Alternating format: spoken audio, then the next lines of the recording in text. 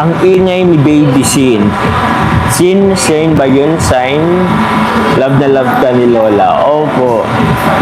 Sobrang love na love ako ni Lola. Pili natin si Baby, pangalan nito. Baby. Kasi ang ingay niya eh. Ito naman si Lola. Alam niyo, ang laki ng respeto ko sa mga matatanda. Pero, not her. Not her. Gandang imi ang boses ng damdamin, tulong at kalingap ang laging unahin. Hello everyone! Welcome back again to my channel. So for today's video, Kalingap Jomar nagsalita na rin about dito sa matanda na nagpakalat ng fake news about dito kay Papa Joms, mga kalingap. At eto nga, no, grabe. Hinahanap na ni Papa Joms, sino ba to? At may balak siyang gawin. So pag-uusapan po natin sa video na ito, pero bago natin simulan yan, huwag niyo pong kakalimutan mag-subscribe, Bal Santos Matubang, Kalingap Rob at Edna Vlog. Siyempre, supportahan po natin Kalingap Jomar. Ang inyong lingkod, Gandang Emmy, sa mga hindi pa po nakapag-subscribe, please subscribe and please hit the notification bell para lagi po kayong updated sa aking mga ina-upload na mga reaction video. So ito, panoorin po natin mga kalingap. Ano ba yung masasabi ni Kalingap Jomar about dito at ano ba yung hakbang na maaari niyang gawin? Tara, panoorin po natin ang video na ito. Ba siya? Sila ang teacher ba yun? Or iwan ko lang kung di ko lang alam kung ito po bang Baby Sin na to ay teacher or siya ba ang gumagamit ng account na yan? Or what? Ito yung matanda or what? Di ko alam. Matong information dito na siya ay nagturo yata sa Union College Santa Cruz, Laguna. Tama ba? Ang alam ko taga Laguna si ano eh. Tita Glo. Di ko alam kung sa bato or ginagamit niya lang yung ano matanda. Sa mga taga Union College Santa Cruz, Laguna, I don't know if active or ano po ba to. Siya mismo, Cavite Central Elementary School, head teacher. Head teacher siya. Naku po. Sa Cavite Elementary School. Tama ba? Central Elementary School. Kinocall out lang po namin kung head teacher niyo po ba talaga. Isa sa mga head teacher niyo po si Baby Sin Bumanlag. Please lang ho.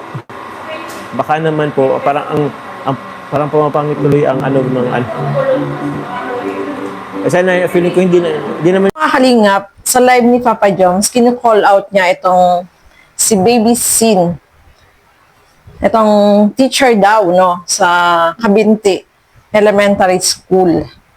So, kinu-call out niya kasi nga, hindi naman po tama yung kanyang mga sinasabi, ano siya ng fake news, no? Nag-post siya ng fake news na walang katotohanan. Siyempre, as Kalingap Jomar, gusto niyang malaman bakit niya ginagawa to, no, mga kalingap. Sabi nga ni Kalingap Jomar, mataas ang respeto niya sa mga matatanda. Lalo na, teacher pa naman siya, bakit gumagawa siya ng ganyan? Eh, wala namang katotohanan. Fake news, itong kanyang mga pinupost. Diba? So, kinu-call out ni Kalingap Jomar kung sino po yung nakakakilala dito sa Baby Sin na to na teacher sa Cabinte Elementary School na huwag naman gumawa ng ganon, no, mga kalingap. Ang mga teacher, alam ko, nirerespeto yan, pero kapag ganito naman ang ginagawa niya, hindi ka ka-respeto ng mga kalingap. So, ituloy pa po natin. kawawa naman yung school. Pero, yun, baka lang po, kung kilala niyo po siya, pag-inform naman po na ang ingay-ingay niya kamo. Kasabihan naman po, oh, baka pwede pong padisiplina, kahit mahirap na yung disiplinahin at medyo may edad na. Pag hindi tumigil, report sa DepEd na yan. Totoo po. Hindi talaga siya dapat tularan. Oo. Oo.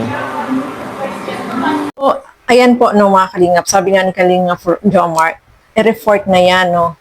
pwede siyang, sino man yung nakakakilala, ay pwedeng sabihan itong si Baby Sing na tumigil na. Grabe, no, mga kalingap. At pwede siyang ma-report sa DepEd sa ginagawa po niya na ganyan, na paninira. Grabe yung mga sinasabi niya walang katotohanan ng mga kalingap. Siyempre, si Kalingap Jomar, gusto niyang linawin kung anong totoo ng mga kalingap. Hindi naman pwedeng tumahimik na lang si Kalingap Jomar, wala naman pong katotohanan yung mga sinasabi ni Baby Sing. Maedad ka na po, no? Kung teacher man siya, dapat gamitin niya yung pagiging teacher niya, wag ganyan, na magpo-post ng mga ganyan na hindi naman po tama, no, mga kalingap. Kasi, below the belt yung mga sinasabi niya dyan, no, mga kalingap. So, ituloy pa po natin.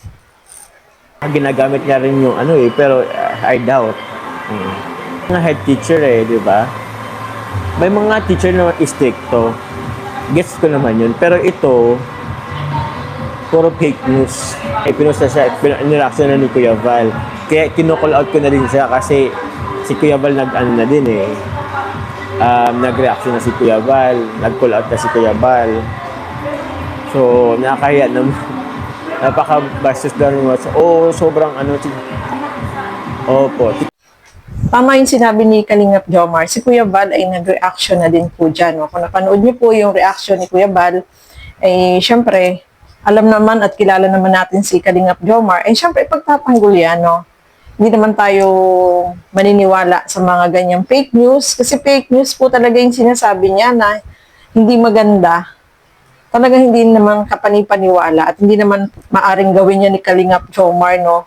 Grabe naman kasi yung si BBC na yan. Kung ano-ano yung mga sinasabi dito kay Kalingap Jomar na kung ano-ano yung na below the belt na grabe yung paninira niya. Hindi po yun tama, no, mga kalingap. So, ituloy pa po natin.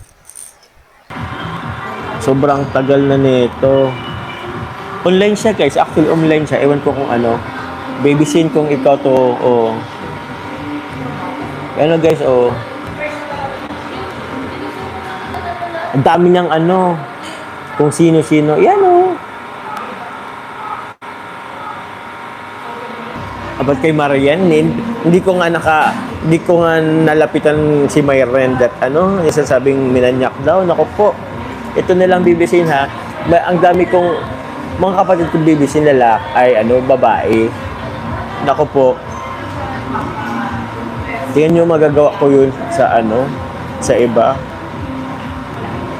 Ayokong mangyari yun sa mga kapatid kong babae, kaya hindi ko yun hindi ako ganun.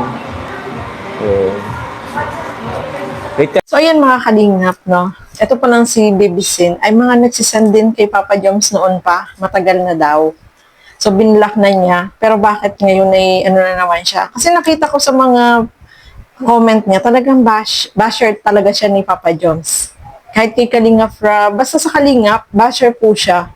So, ibig sabihin, itong matanda na ito, siya talaga yun. Kasi kung halimbawa man na sinasabi dyan ni Papa Joms, kasi nagda-doubt din siya, baka daw ginamit yung account, di sana nag-message na sa kanya na hindi siya yun. Pero may mga sinesend siya ng mga kung ano-ano kay Papa Joms. So, ibig sabihin, talagang simula't simula pala, ay nakasubaybay na. So, basher talaga siya, mga kalingap.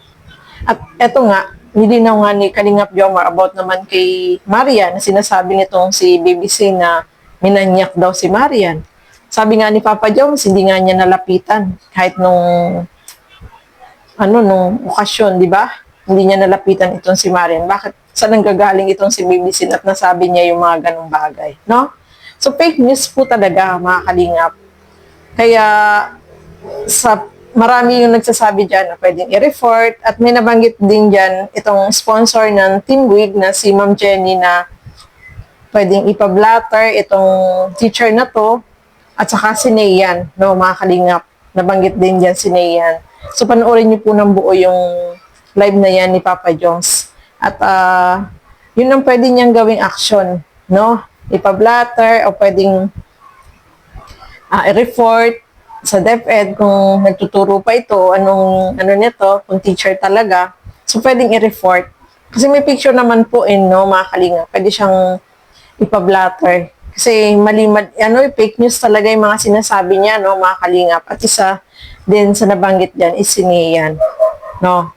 Naghahanap din sila ng picture ni Nian na kung sino man yung makapagbigay ng picture ni Nian para ma-report din po ito. Kasi mga paninira din yung sinasabi niya about kay Jomar, no, mga kalingap. Kaya, etong mga ganitong mga bagay-bagay na paninira sa kapwa ay pwedeng masampahan ng kaso ng mga kalingap. Kasi gumagawa sila ng fake news na wala naman pong katotohanan. So, sana ito ay makita, itong matanda na to, magbigay siya ng kanyang side, bakit niya ginagawa to, o talagang basher na talaga to, no, mga kalingap. So, ayan po, no, panoorin niyo po ng buo itong live na to ni Kalingap Jomar.